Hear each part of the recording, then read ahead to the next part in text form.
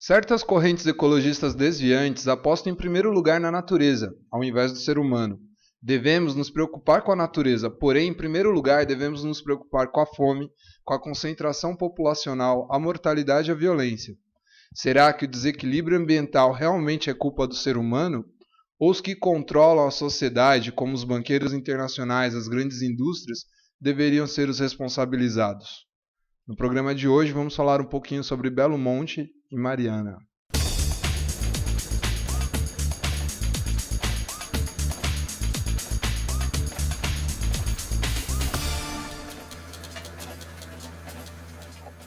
Olá, eu sou o Rez e está começando agora o 4V Opinião. No programa de hoje a gente vai falar sobre a construção da usina hidrelétrica de Belo Monte, a questão da poluição do Xingu e vai pincelar também casos de Mariana, que poucos têm falado até o momento. E para debater nesse programa hoje, contamos com a presença de Antônio, do Outras Palavras, e de Gunther Alexander, do Presença em Brasil. Bom, é a regra do programa, 1 minuto para as considerações iniciais, começando pelo Gunther. Vamos lá, né? Muito se fala sobre os prós e os contras, né, da construção de Belo Monte. É uma polêmica, né? Bom, pró é bem conhecido que vai aumentar, se supõe que vai aumentar bastante a energia elétrica, isso vai inclusive melhorar a infraestrutura, aumentar até o PIB do Brasil, dizem alguns analistas, na casa de uns 40%. Enfim, isso é o que se diz. Agora, os contras são os tremendos impactos ambientais e socioambientais, né, também. Porque, vamos lá, né? Só o lago para as turbinas da usina vão ocupar uma área equivalente a 90 mil campos de futebol. É uma coisa difícil de conceber, né? Existem já várias denúncias de contaminação do rio Xingu. Não se sabe exatamente ainda o motivo, né? Falta investigar melhor. Alguns dizem que são os mineradores, tem alguns relatos de contaminação de mercúrio, inclusive com a população indígena local, já com algumas enfermidades. Outros falam que poderia ser as obras de Belo Monte.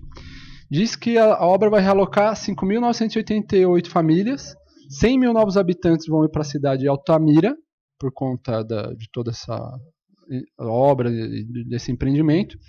E já tem um desmatamento de cerca de 100 milhões de metros cúbicos, que equivaleria a 40 mil piscinas. E alguns especialistas também dizem que 100 quilômetros do rio Xingu podem secar, porque ele não tem a vazão suficiente para colocar uma usina ali, ao contrário de outros rios que têm usina. Enfim, depois a gente debate melhor esses números. Agora o Antônio, 1 minuto, Antônio. Eu acho que queria fazer mais algumas considerações gerais.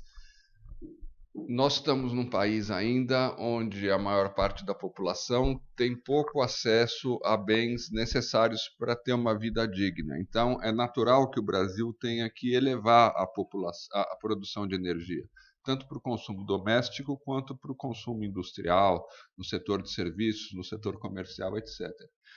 Algum tempo atrás, muita gente não tinha geladeira. Algum tempo atrás, os supermercados não vendiam produtos super gelados. Então, é necessário produzir mais energia. Mas nós não estamos considerando duas coisas. Primeiro, que fontes de energia nós vamos explorar? As hidrelétricas são melhores que as termoelétricas, mas são muito piores que as usinas eólicas e as usinas solares. E o Brasil tem uma abundância desses elementos, uma abundância de vento, uma abundância de sol.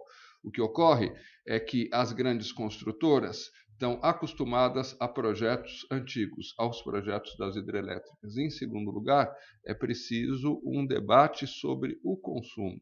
Uma coisa é garantir o consumo básico de uma população que há alguns anos não tinha a luz elétrica. Outra coisa é permitir o consumismo, o uso exagerado de energia, e uma das questões essenciais, no meu modo de ver, para fazer um combate consequente ao desperdício, era debater como cada setor social vai poder usar a eletricidade. Bom, agora a gente vai para um videozinho que a nossa produção preparou. Vamos lá?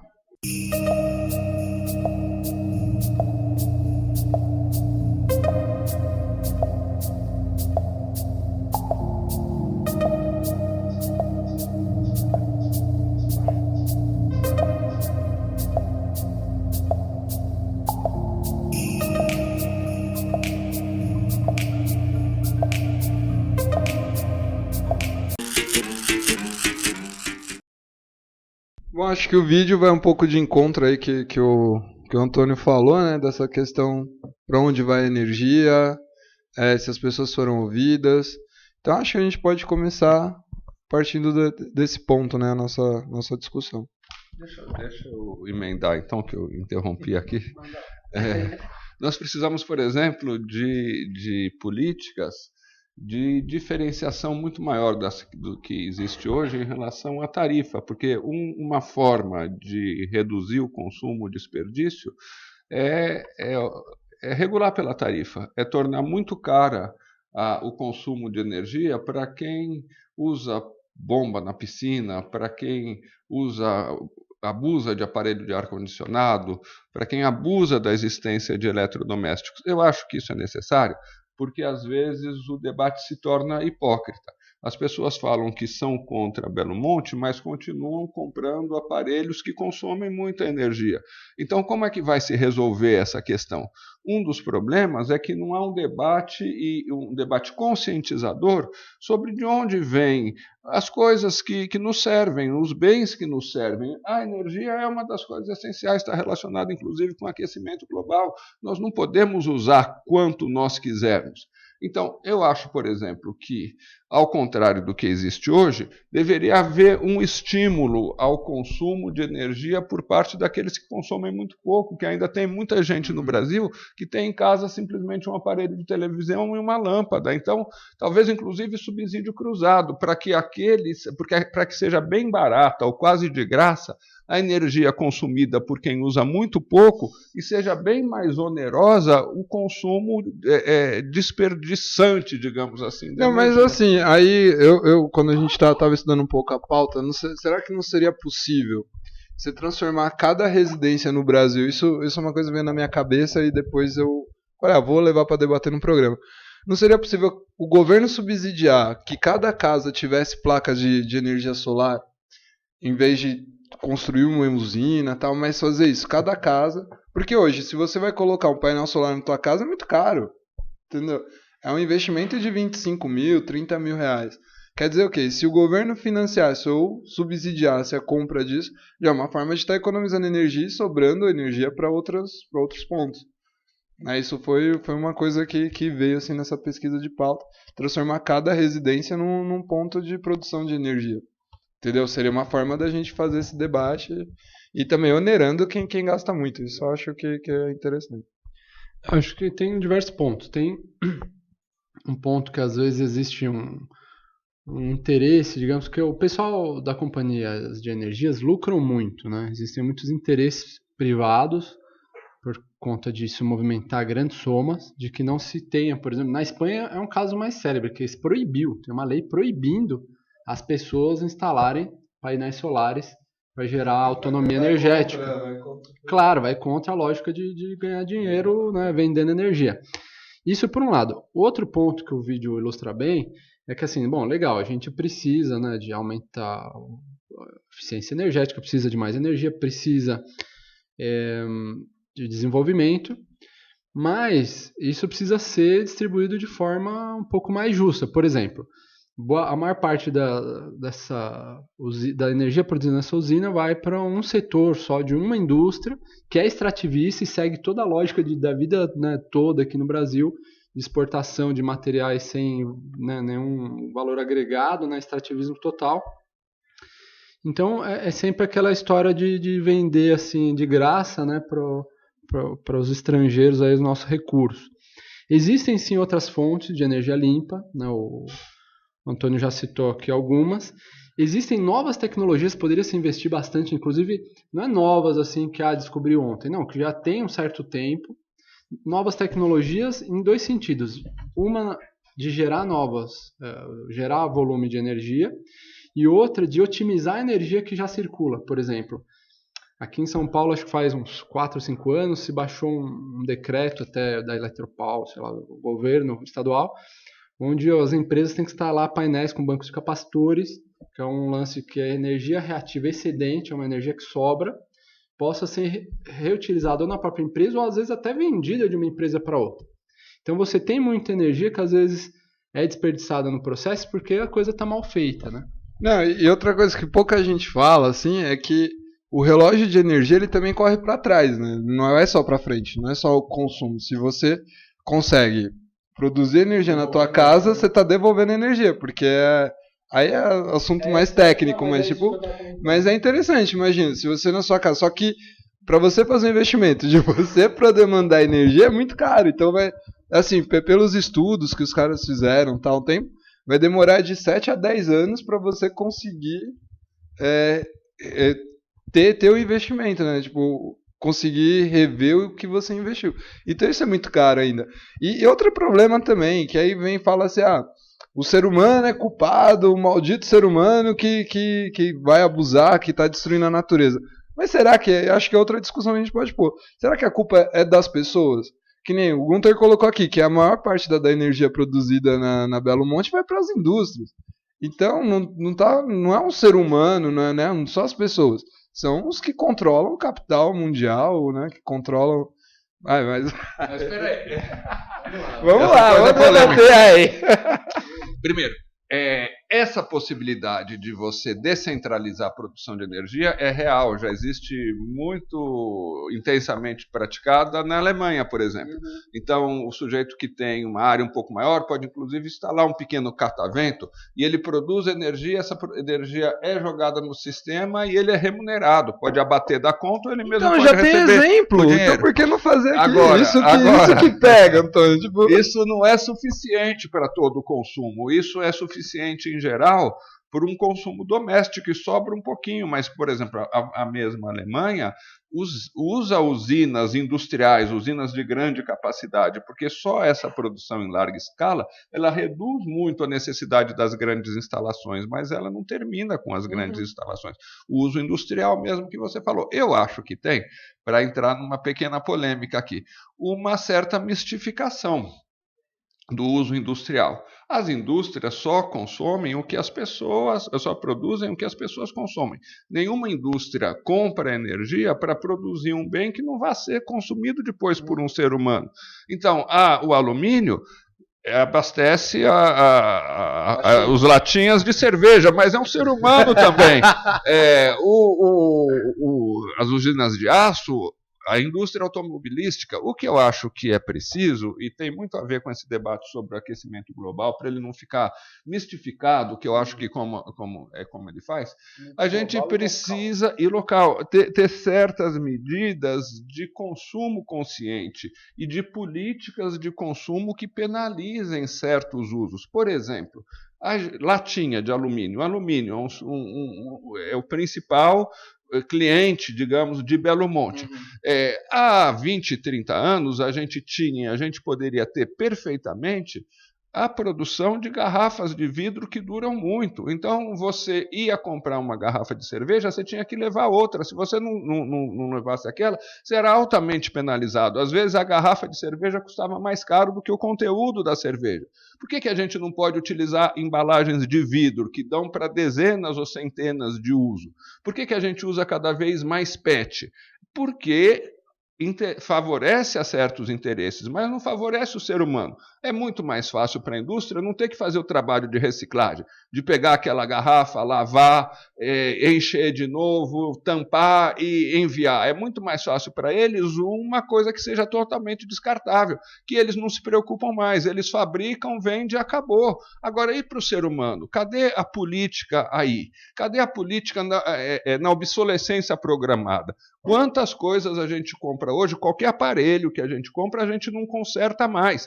Porque para a indústria é mais lucrativo vender um novo. Mas aí é que deveria entrar a política pública para, talvez por meio da tributação. Você falar, se você compra um computador, ele custa 1.000, o imposto vai custar 2.000, mas vai ser amortizado ano a ano, de maneira que se você demorar 10 anos com aquele computador, o valor vai ser devolvido, aquele imposto que você pagou.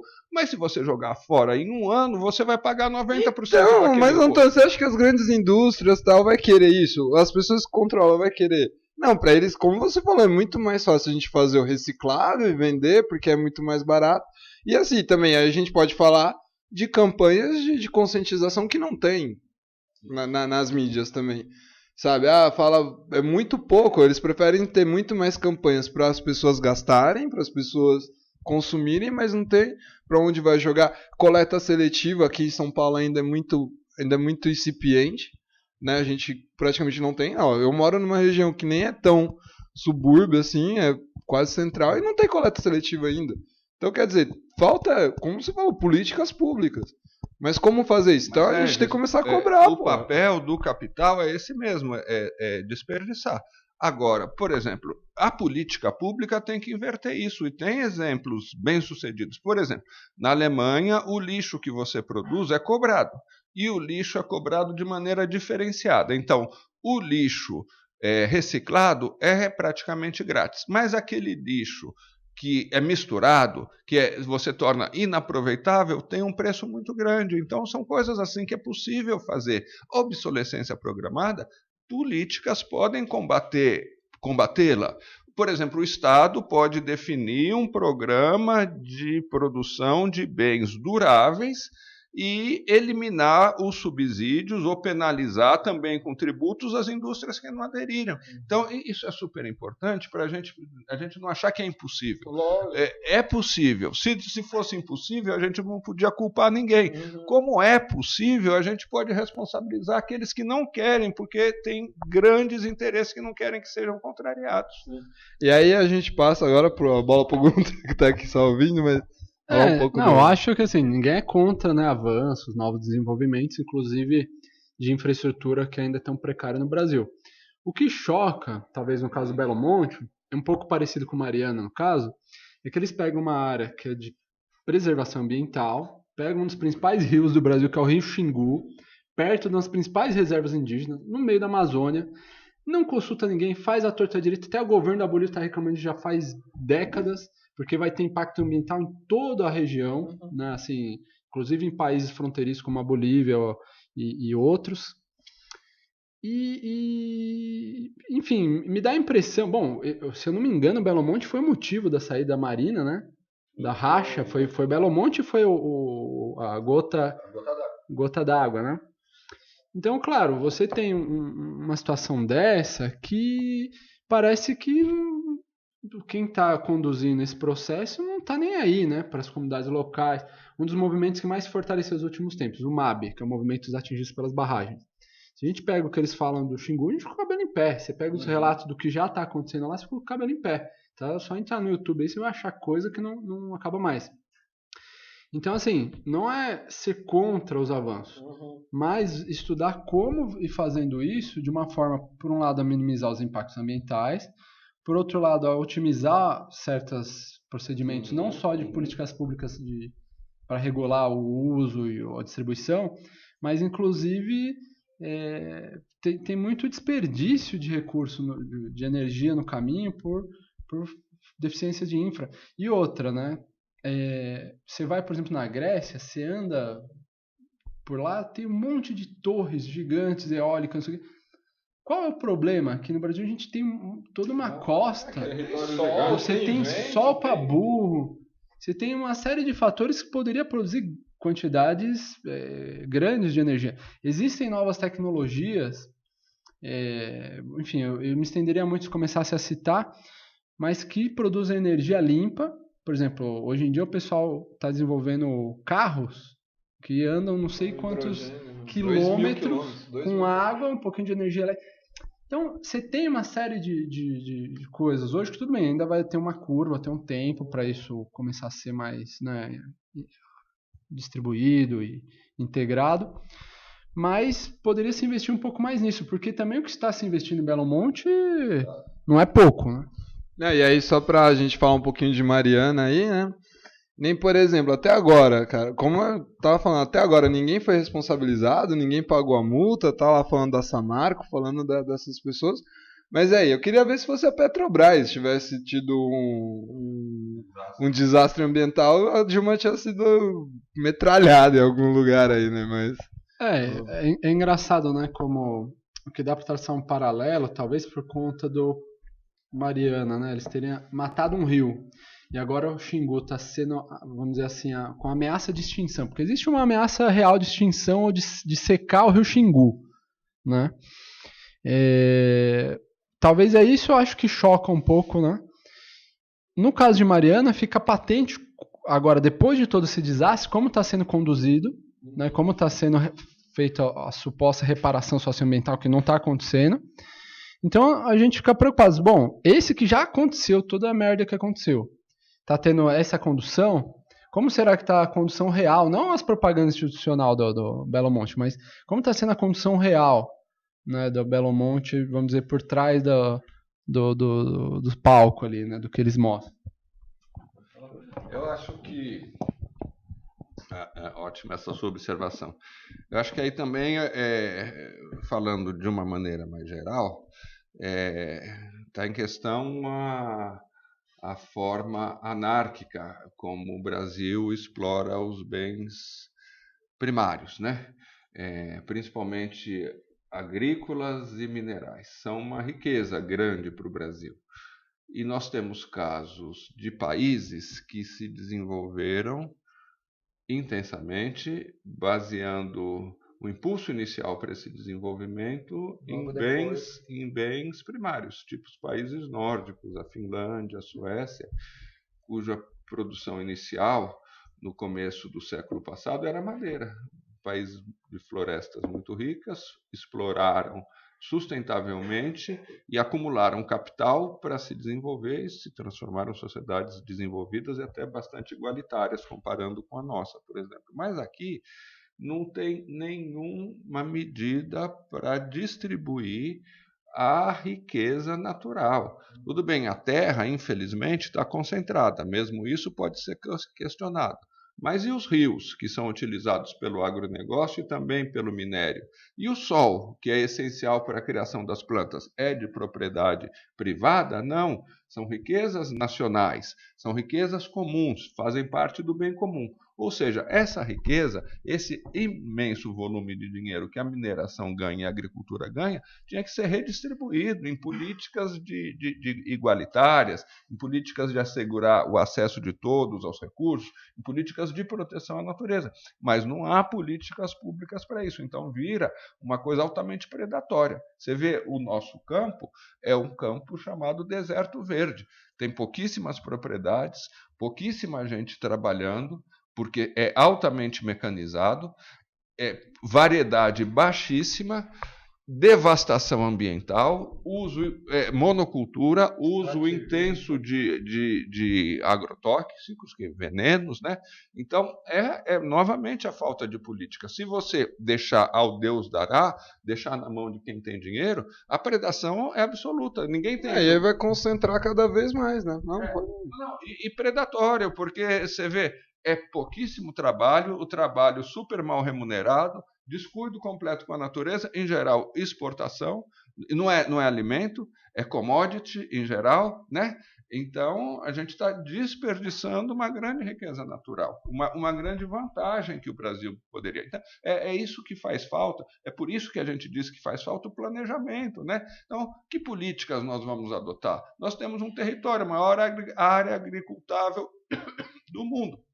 Mas de que forma nós estamos aproveitando? Não, eu acho que tem planejamento, sim, mas o planejamento vem dos controladores da sociedade. Aí. Eles planejam para eles poderem ganhar mais, entendeu? Não tem o planejamento social, um planejamento para a população.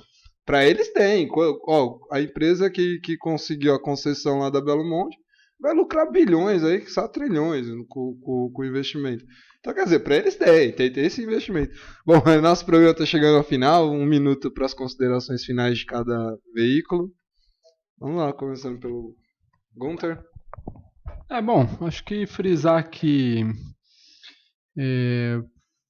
toda essa ação predatória, né, que vai acontecendo, principalmente por conta das grandes empresas, mas também por um olhar assim, vamos dizer, burro, né, sobre o uso da energia, vai ocasionando cada vez mais preocupação, inclusive, para que no futuro não tenhamos uma crise que a gente teve da água agora com o tema da energia, né?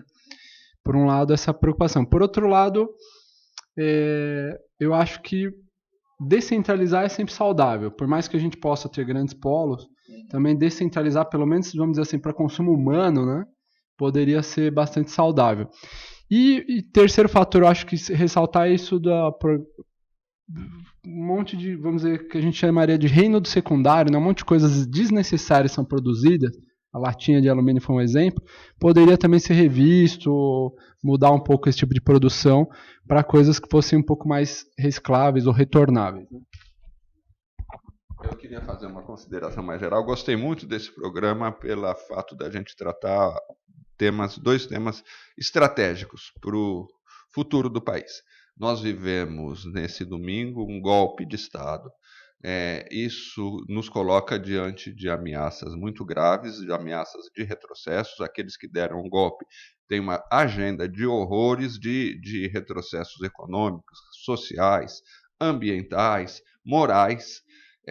E nós precisamos estar preparados, e nós, para estarmos preparados, temos que ter amplo conhecimento dos temas brasileiros, temos que ter respostas para essas propostas que eles, hoje, com o apoio das velhas mídias, que têm ainda um alcance maior do que as nossas, vão ter certa condição de dialogar com o povo, tem o controle, vão ter, muito possivelmente, o controle, depois do golpe, o controle do executivo, tem o controle do legislativo, que todo mundo viu aquele circo bizarro no domingo, tem o controle da mídia, que incentivou tudo isso, tem o poder econômico ao lado deles. Para nós resta a inteligência e a mobilização. E programas como esse são super necessários para a resistência que vai ter que ocorrer. Para encerrar, né, eu queria dizer um pouco que a grande maioria da humanidade é a favor, sim, da natureza, eles pensam na natureza, eles querem um mundo melhor, um mundo mais justo, mais igualitário, sem poluição, que a gente consiga viver bem. Eu acho que a gente tem que caminhar para isso, se organizando e lutando, e você aí que está assistindo, se gostou desse tema, se gosta de outros temas e quer participar, quer mudar a sociedade realmente, mas não sabe como, entre em contato com a gente, tem o Presença, tem Outras Palavras, tem o 4V, tem a TV Drone, tem o Rúculos Mejos, vem para a resistência, vamos juntos resistir a essa agenda aí que o Antônio colocou, que é para tirar direito dos trabalhadores, que é para o golpe. Então, vamos lá mudar o Brasil, mudar o mundo, rumo a uma nação humana universal de verdade. Bom, e hoje no programa a gente falou um pouquinho sobre a construção de Belo Monte e Mariana e a questão energética no Brasil. E se você gostou, compartilha, não esqueça de dar o joinha aí pra gente. Deixe um comentário e nos vemos no próximo programa. Até mais. Poder para o povo. Tchau.